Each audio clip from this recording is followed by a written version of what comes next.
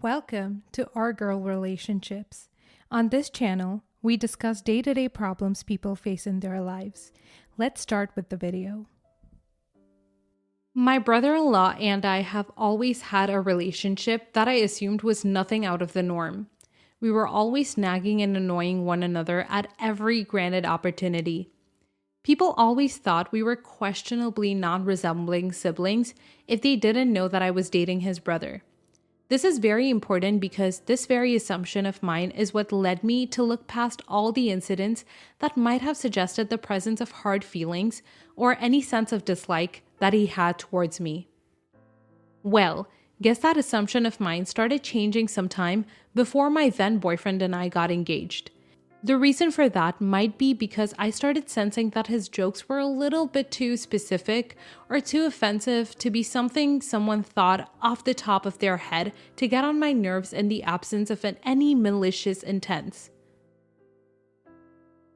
One of those many incidents which made me realize that I needed to distance myself slightly from him and stop considering him to be harmless and loving and simply annoying was when I hands-on heard him talking to my boyfriend, trying to convince him to break up with me and end our relationship because it seemed to him that I was talking all the fun out of his brother and that I was making him a horrible human being. I should also explain that what he thought was horrible and unacceptable was having goals and ambitions that didn't include playing video games till the sun rose in their parents' basement. In simpler words, his brother was turning into a good family guy, and it didn't cater to whatever childish vision for the role that he expected his brother to stick to for all of eternity. Now looking back at things, there were definitely many reasons for which I shouldn't have placed too much trust in my brother-in-law. One of them being that my boyfriend had always told me stories that only insinuated that my brother-in-law was never really the greatest brother to him. He told me that he never really respected his boundaries and always centered his activities around my boyfriend's presence and proceeded to guilt him about it if his plans changed or he was unable to attend them. And that created a sense of attachment between the two of them that was based on manipulation and a sense of obligation rather than a brotherhood bond. I always felt that was probably something that's more of a guy problem than it being an indicator or an insight giver about what kind of a person my brother-in-law was. It felt like it would be too unfair to judge him and built my perception of him through the stories my boyfriend told me, which were one-sided and probably biased. But now that I'm looking back at all of those stories, I think it's better to say that I should have trusted my boyfriend because there is no one that knows my brother-in-law more than him. And I should have been more cautious. Anyways, the reason I'm saying all of this is because trouble began from the moment my boyfriend told his brother about his engagement to me at a random secret surprise dinner that we had invited everyone to and were planning on announcing our engagement at the end of. I could immediately sense the color escape his face as my puppy-eyed boyfriend announced to his brother that he was no longer that and now officially my fiancé. The expression of pure discontent and distraught that immediately flagged his face made me feel extremely uneasy, and that uneasiness was confirmed when my boyfriend and I stood up to tell everybody at the dinner table once we had eaten and had our fair share of non-engagement related conversations. We very happily informed everyone that we were planning on getting married in the following 6 or 7 months because we had everything pretty much planned out and joked about how we wouldn't want to prepare for a wedding that revolves around the presence of everyone and then have it be tampered with because it was too surprising or rushed. I can't really say I was surprised, but I was indeed disappointed when my brother-in-law stood up and told us he wouldn't be attending the wedding because he didn't approve of it and was going to be very saddened by the fact that this would mean the official end of the good relationship he had always prided himself for having with his brother.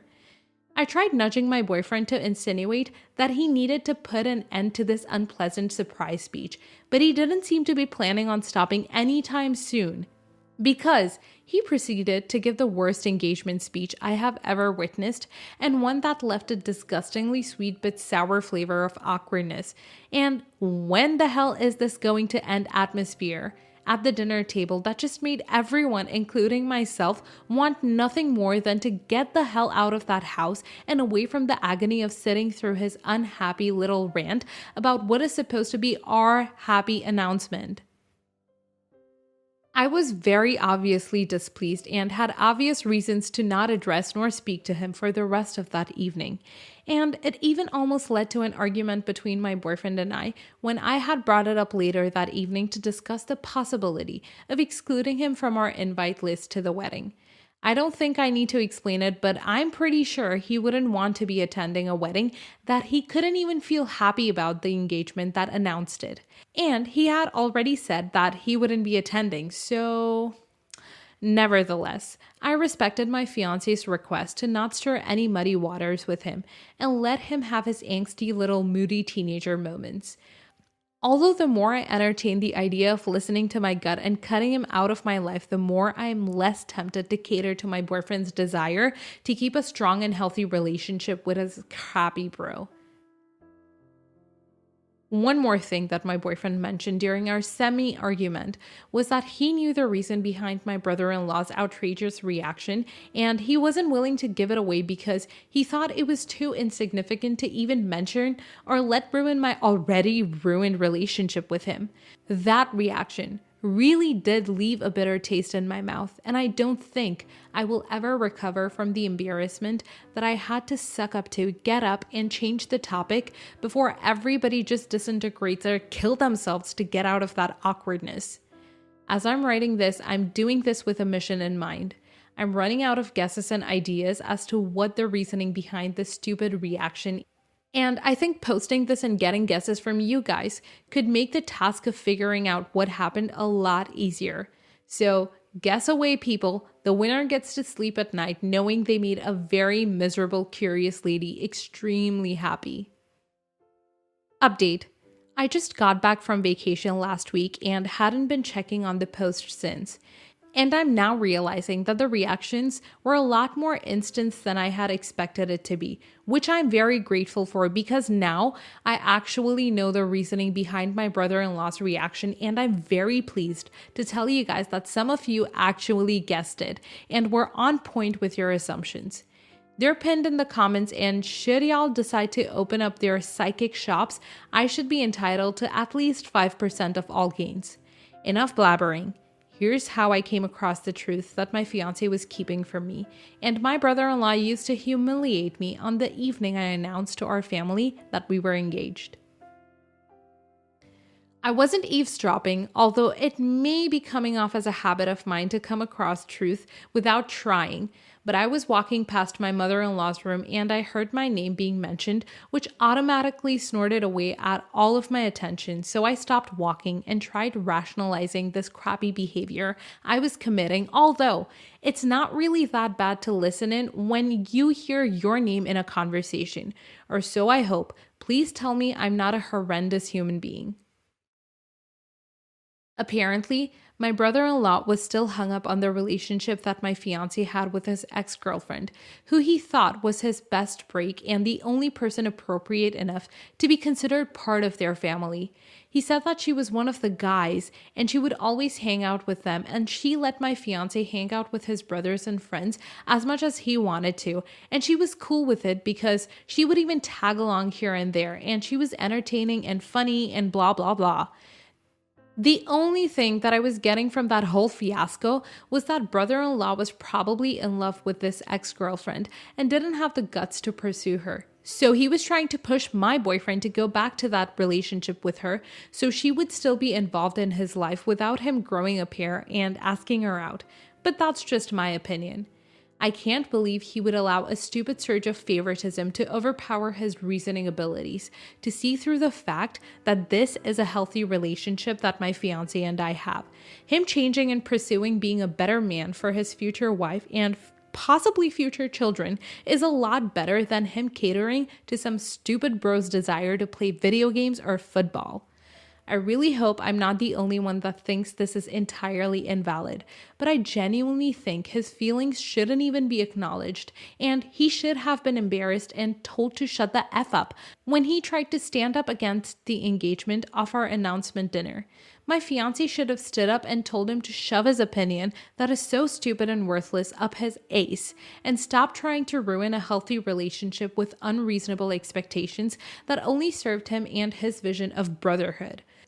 I can't really tell if I'm saying this because it's the right thing to say, or if the fact that I don't have his brother or sisters give me a clearer or more clouded version of the situation, but holy crap, the way I should have popped off on him if he was my brother. Let me know what you think in the comments as always. Next story. My older sister, May 37, moved in earlier this month. May has moved from home to home due to mental health and substance issues. May said she's in therapy and getting better. We have a nice house and my mother-in-law G lives with us. G, 75, has been fantastic helping me with the kids and around the house. G is originally from Mexico. G often makes the kids breakfast. May was making an issue about the food G cooks and says it smells.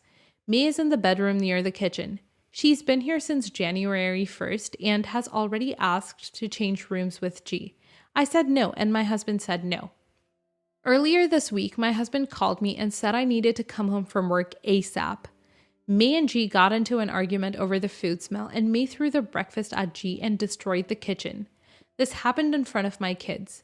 My husband said May has to go now, so we called around to a women's shelter and told me she had to leave. She can't have issues like that in our house. We told May there were no second chances. I called my brother-in-law to get the kids out of the house while dealing with May. May had to be removed forcefully and is now on a 72-hour hold. After that, she has to go into a women's shelter. They found substances in her system and she swears she had been clean. My mom has been blowing up my phone, but she's in no position to take May because her husband had already kicked May out of their house. I feel bad that my sister will be homeless, but we warned her before she moved in. Not the a-hole. You need to protect your children from me. It's not a hypothetical, especially after she blew up at G. I'm certain the children were very scared. Likely G was too. They should all feel safe in their own home. May's issue are May's. It's unfortunate this happened, but no, you are not the a-hole. Sometimes we have to make choices we feel bad about, but would feel worse if we didn't make them. You wouldn't feel your family was safe with May there. I'm so sorry this sounds awful.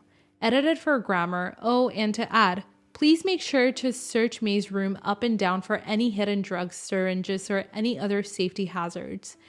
I know someone like this who stashed things around their room and you don't want to take the chance one of your kids or adults hurt themselves. Not the a-hole. You protect your children first. She behaved this way in front of your children. They do not need to see such behavior, and if substances were found in her system, they didn't just magically get there. That means she had used it at some point and came home with it in her system and was around your children while possibly high. Not to mention, she assaulted someone and damaged your property over the way food smells. Not the a-hole. Your sister is suffering from active addiction and has demonstrated violent behavior that makes her unsafe to live with, especially with children in the home. She's better off in a supervised facility, and to the extent your mother disagrees, can make other arrangements. Do not let her back into your home, not even for a visit, until she has demonstrated real progress in coping with her addiction. Next story. My hubby, 33 male, and I, 28 female, have 3 kids. Max, 6-year-old, Ava, 2-year-old, and Anna, 1-year-old. Fabricated names. Max is turning 7 in a few weeks, and my siblings and their significant others are invited to a party. This started with a family gathering where Max told me Ava is so beautiful in her new dress. I told him she got it from her brother, because he was just as beautiful, to which he responded, "No, I'm a boy, I'm handsome." My sister-in-law caught on and started asking if it was because he didn't have a dress that he thought wasn't beautiful. His answer was no, just that boys are handsome and girls are beautiful. I didn't think much of the conversation and the gathering continued. In the evening, Max asked me why sister-in-law asked if he wanted a dress and told me she took him aside to ask again in private. So I told him that some boys like to wear dresses, that it's okay and nothing to be ashamed of. If he'd like to wear a dress, he can have one. Max, if auntie buys me a dress, do I have to wear it? Me, do you want to wear it? Max, no, I'm a boy. I don't want to wear a dress. Me, then no, you don't have to wear something you're not comfortable with. Yet again, I told him that some boys like to wear dresses and that is fine. He knows that, but says he doesn't want one. I said he can wear whatever he wants. Honestly, I'd forgotten about it until we sent out the invitations for his party. My sister-in-law started asking for his clothes size and his favorite colors. I replied, but also told her that I'd prefer her not to buy him a dress. Then the shit went down. I am now an a-hole and a bigot. I know I cannot dictate what people buy as gifts, and I had no intention to start a feud of any kind. I would just hate to see my boy be disappointed on his birthday. My husband thinks I'm right, but I started wondering if I'm really an a-hole. Edit. I can't know 100% what he told her in private, but I'm confident he or sister-in-law would tell me if it is important. Update. Thanks for all your feedback. I will talk to Max again and make it clear once more that he is who he is and is not supposed to wear anything he doesn't want to wear. And that if he changes his mind on the dress thing, he can tell me and we'll go out and find one for him. I also contacted sister-in-law to let her know that I would like to have a face-to-face convo, so we can skip all the misunderstanding that happens over text, to tell her I appreciate what she's trying to do, but that I'd like her to understand and respect Max for who he is and let him be the kind of boy he wants to be. I'll be deleting this post in one of the upcoming days when everything is figured out. Not the a-hole at all. Your son has expressed clearly that he's a boy and prefers things that align with his expressed gender. Forcing him to wear a dress is just hurting his autonomy and teaching him that his elders will do what they want to in spite of his feelings. Stay firmly in your son's corner, just as firmly as if he were elsewhere in the gender spectrum. Not the a-hole. His very first comment was clear. Girls are pretty, boys are handsome. I'm handsome. He said he isn't pretty because he doesn't want to be pretty. He wants to be handsome and considers himself handsome. There is no problem here. Tell your sister-in-law that this is about respecting people as they are, and you demand that she respect your son as is. Next story. My daughter, soon to be 18 female, is having a small birthday party in her house. She's looking forward to it. She's getting the Godfather-themed birthday cake, which I found ridiculous and I questioned her choices, but the stubborn lady got her way. I, 39 female, know not many guests in her party, including myself, do not like vanilla Victorian sponge cake. And the little kids will not eat her cake, so I will let my daughter get her cake, but I will get another one too because everyone here likes chocolate cake. My daughter didn't flip, but she wasn't happy about it. She says, "Why is it about what you want? It should be my choice. I don't want a chocolate cake. You always do this to me. How come you always have to get a chocolate cake? So what if the guests don't like it? It's my birthday, not theirs. It feels like your party since it's always the theme you want, the cake you want, the food you want, etc." and went up. I put all this effort in my daughter and she can't be grateful. I might consider canceling the party since she always complains about how it's rarely been her way and I supposedly do not care about her birthday. It's not my fault the guests prefer rice, chicken, roasted potatoes, and salad over spring rolls, samosa, pakora, cake pops, party rings, crisps, starbursts, donuts, and cupcakes. I think I might be harsh, but am I the a-hole? You're the a-hole. You are making your daughter's party about the stuff you want. How do you even know what the guests prefer? Sounds more like you're just choosing what you prefer. You even said to yourself she didn't flip out about it, but she wasn't happy. And now you're considering canceling her party? That's over the top and really dramatic. You're the a-hole. You've criticized every decision she's made and then done what you want anyway. I would much rather have a Victorian sponge than a chocolate cake. But even if she'd chosen cat food cake with dandelion icing, it's her birthday. Plus, the fact that you're willing to cancel her 18th birthday suggests you do very little for her.